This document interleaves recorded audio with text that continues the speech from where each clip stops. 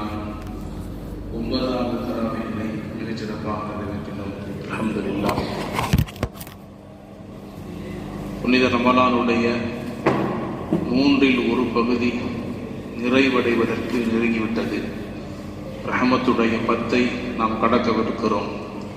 வல்ல ரஹ்மான் எந்த நோக்கத்திற்காக இந்த மாதத்திலே நாம் நோன்பு வைத்தோமோ அந்த நோக்கத்தை நிறைவேற்றச் செய்து நிறைவான ரஹமத்தை நம் மீது பொழிவானாக. அன்பானவர்களே, இன்றைய திருவசனம் ஒமன் அஸ்தகு மினல்லாஹி ஹதீஸா ஒமன் அஸ்தகு மினல்லாஹி கீலா. அல்லாஹுவை விட பேச்சால் உண்மையாளன் வேறு யார் இருக்க முடியும்? அல்லாஹுவை விட உண்மை சொல்பவன் வேறு யார் இருக்க முடியும் என்று அல்லாஹு சொல்லக்கூடிய அந்த திருவசனம். உண்மையிலேயே உண்மை பேசுவதில் அல்லாஹ் முதலானவன். அல்லாஹ் உண்மை மட்டுமே பேசுவான், உண்மை பேசுபவர்களை நேசிப்பான். பெருமானார் ஸல்லல்லாஹு அலைஹி வஸல்லம் அன்னவர்கள் உட்பட இந்த உலகத்திலே அனுப்பப்பட்ட 1,24,000 நபிமார்கள், ரசூல்மார்கள், அத்தனை நபிமார்களும் உண்மையை தவிர வேறு எதையும் ஒழிந்தது கிடையாது. உண்மைக்கு ஒரு பவர் இருக்கு. உண்மையாக நேர்மையாக வாழ்வது தனிச்சிறப்பு, ஒரு தனி கெத்துன்னு சொல்லுவாங்க.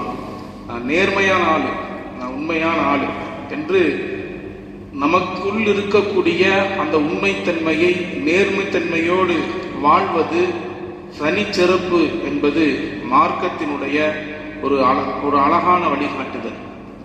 அன்பானவர்களே, பெருமானார் ஸல்லல்லாஹு அலைஹி வஸல்லம் அன்னவர்கள் நுபுவத்திற்கு முன்னால் இருந்தே மக்காவில் பெருமானாருக்கு ஒரு பெயர் உண்டு, சாதிக்குல் அமீன், உண்மையாளர், தன்மையானவர்.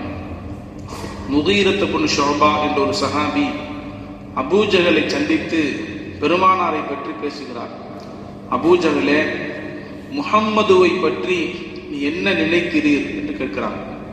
அப்ப அபூஜஹல் சொன்னா, முஹம்மது என்று சொன்னால் உண்மையாளர் என்று என் நினைவுக்கு வருதுன்னா, முஹம்மது நபி ஸல்லல்லாஹு அலைஹி வஸல்லம் அவர்களை கொல்ல வேண்டும் என்றும் அவர்களை கேவலமாகவும் பேசிய அபூஜஹலுடைய நாவிலிருந்து வந்த வார்த்தை இது. அபூஜஹலே, முஹம்மது நபியை பற்றி நீ என்ன எண்ணுகிறீர் என்று கேட்கும் பொழுது அபூஜஹல் சொல்றான், முஹம்மது நபியா, அவர் உண்மையாளர், அவர் சாதிக், அவர் அமீன். பிறகு எதற்காக முகமது நபி கொண்டு வந்த இஸ்லாத்தை நீ ஏற்றுக்கொள்வதில்லை என்று கேட்கும் பொழுது அபூஜஹல் சொன்னான், அபூ தாலிப் வளர்த்த ஒரு அனாதையினுடைய பேச்சை கேட்டு நான் இஸ்லாத்திற்குள்ளே வந்துவிட்டேன் என்று மக்காவில் இருக்கக்கூடிய குறைஷி பெண்மணிகள் என்னை குத்தி பேசி விடுவார்கள் என்பதற்காக நான் முகம்மதுவுடைய இஸ்லாமிய மார்க்கத்தை ஏற்றுக்கொள்ளவில்லை, மாறாக அவர் உண்மையாளர் என்பதை நான் ஏற்றுக்கொள்கிறேன் என்று சொன்னான்.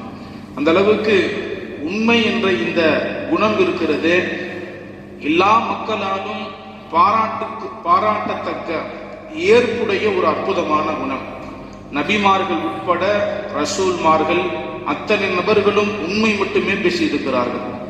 அப்படிப்பட்ட ஒரு உண்மையான அந்த குணத்தை அடியார்களும் தனக்குள்ளே கொண்டு வர வேண்டும் என்பதுதான் அல்லாஹுடைய விருப்பம்.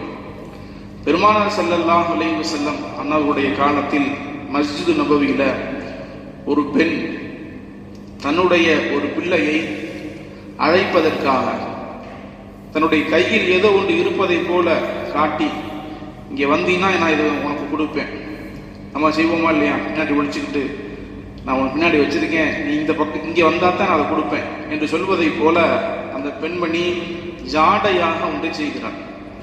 பெருமானார் ஸல்லல்லாஹு அலைஹி வஸல்லம் இதை பார்த்துக்கிட்டே இருக்கிறாங்க. அந்த குழந்தை பக்கத்தில் வந்த பிறகு தன்னுடைய கையிலிருந்து அந்த கூடையிலிருந்து ஒரு பேரிச்சம்பழத்தை எடுக்கிறாங்க.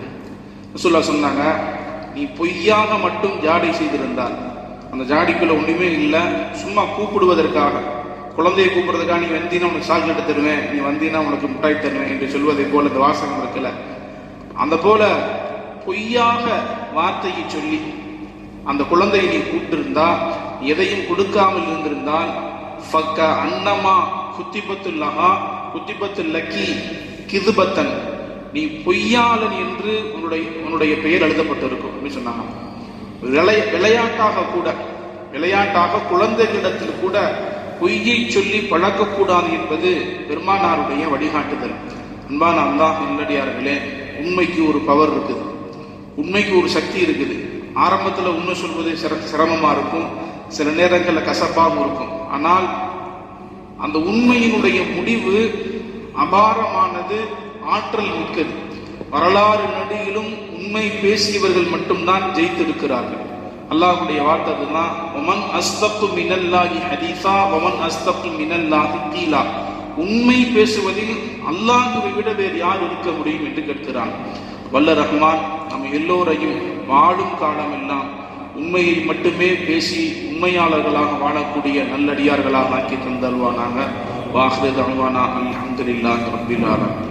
நவைத்து சௌமகதி அன்னதாயி ஃபருதில்லான ஹதீஸன் இலன் கலா